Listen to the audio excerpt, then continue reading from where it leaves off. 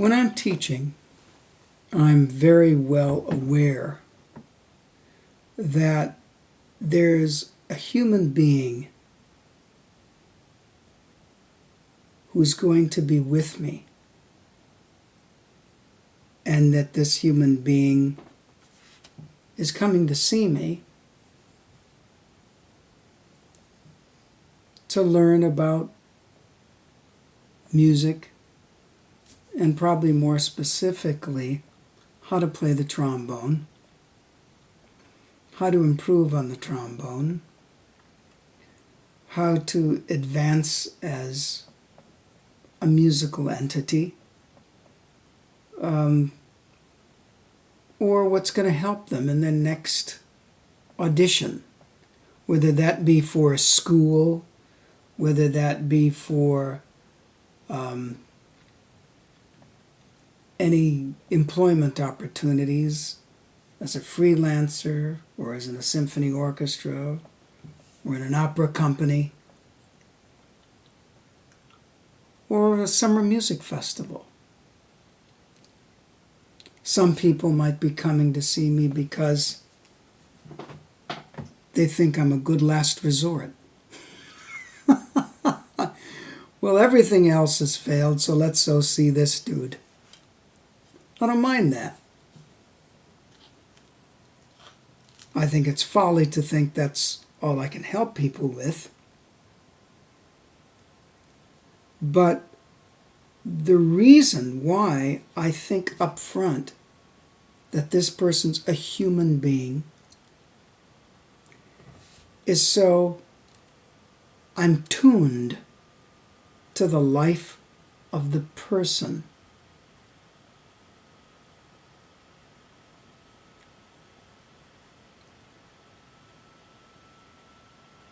And because of that, I'm naturally interested that this person is a one of a kind. Now, we use the expression one of a kind. Well, this person, I mean, no one plays like that. You know, they stand out. What about all the people that don't stand out?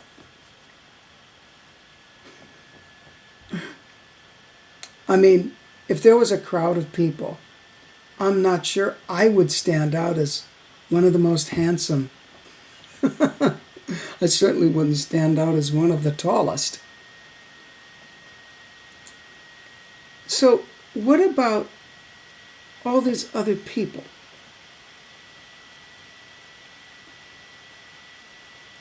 What about everybody? Why does someone stand out?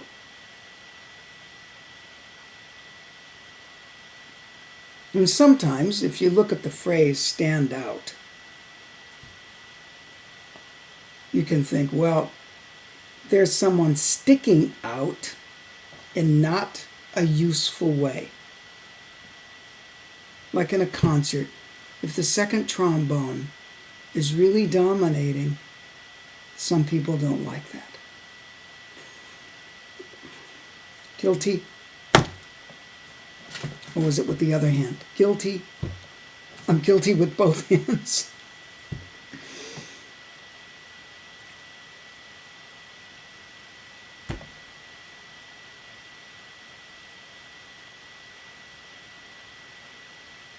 It's a curious topic. And what is the topic? Well, before I started writing this, let me back up. Before I started making this video, I was writing a couple things to myself. Originality, influence, conditioned, and then that led me to, if teaching is only for job-based employment, what in the world does that have to do with art? And there's a dilemma. And you've probably heard me talk about this dilemma all the time.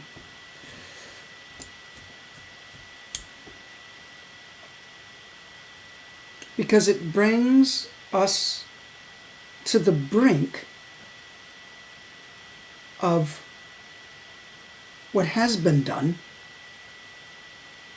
and what hasn't been done.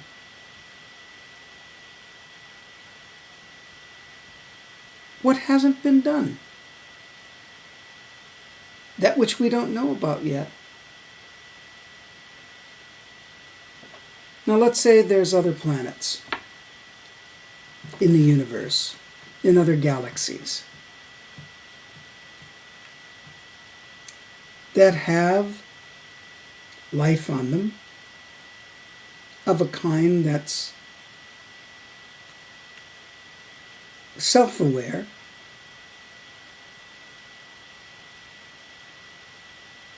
and has taken their faculties and tuned it into specific types of aspects of the nature around them, seeing their ability, what they can dominate over, what they can't. Like the human being here on Earth, what would their culture be? What would be new to them might not be new to us, and the other way around. Now we can even get more local in that thought and say, well, here on planet Earth, before everyone kind of met each other through not necessarily the most peaceful means, there were many different cultures. And there still are. They're mixing and blending and hybridizing in all sorts of different kinds of ways. But at one time, it wasn't as much of that mixing. And so when someone would hear another culture's music, they'd think, wow, that's different. Yet, it was still recognized as music. Oh, someone's playing a didgeridoo. Oh, and they're vibrating their lips to make a sound. And they're doing multiphonics.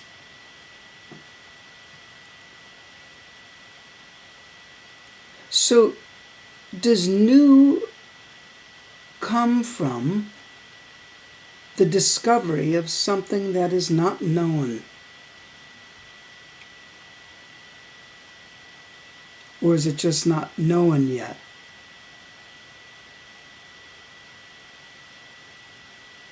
And what is old? That which is already known?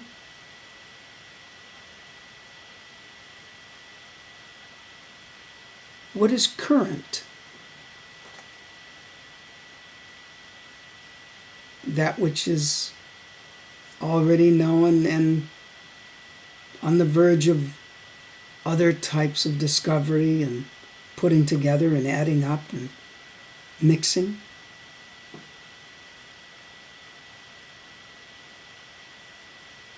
And so, obviously this video is a contemplation for those who want to get into art as not a separate thing than the actual substance of life itself.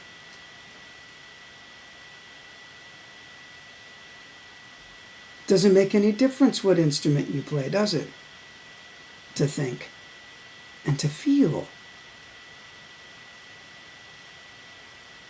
For isn't it incredible, all the things that we know in different parts of our life, if we go back to those things that we already have known?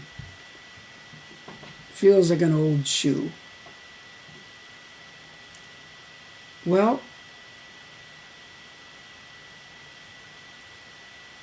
there's much I have found that is discovered again.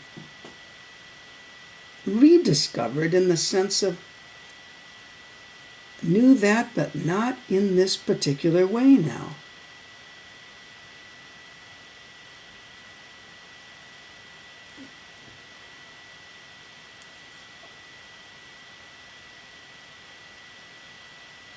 Isn't it interesting, the quest of wanting to grow, wanting to improve,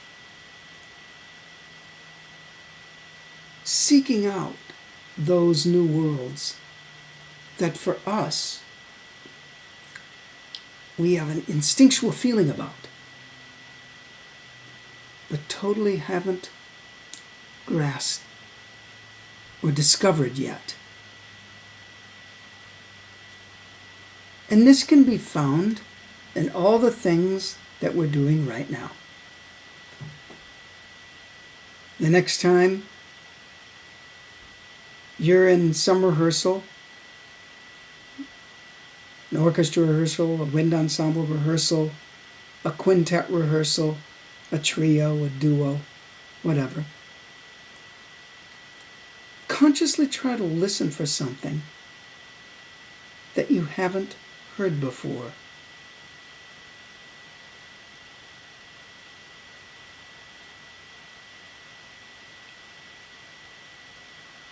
Because if you think about a big ensemble, it doesn't have to be big, but let's just take that for now. The view from the second oboe is probably very different than the string basses, which has the triangle player will have a very different view. And so will the violins of the first and the second kind. And anyone else you can think of in the orchestra. And the view from the conductor. So here you take this grouping, this entity, and you think,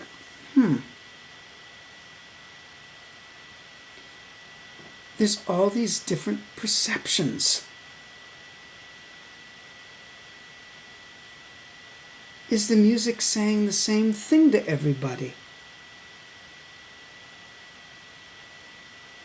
Are those perceptions in that particular part we're playing influencing us to such a degree that we see the piece actually totally differently?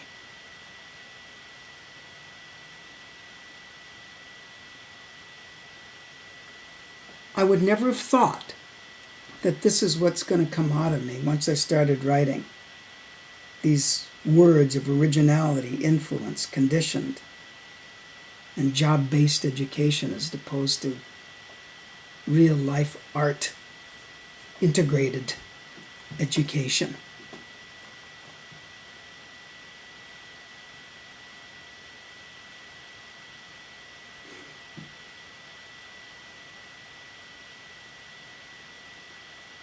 So where does that lead us in this? Maybe a couple of words will have caught you right now, like originality,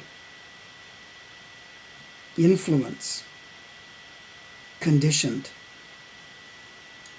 employment-based education,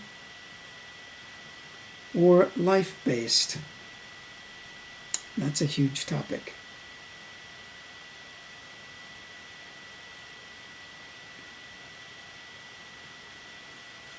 I'll let you think about it for a little bit, and I'll be thinking about it as well.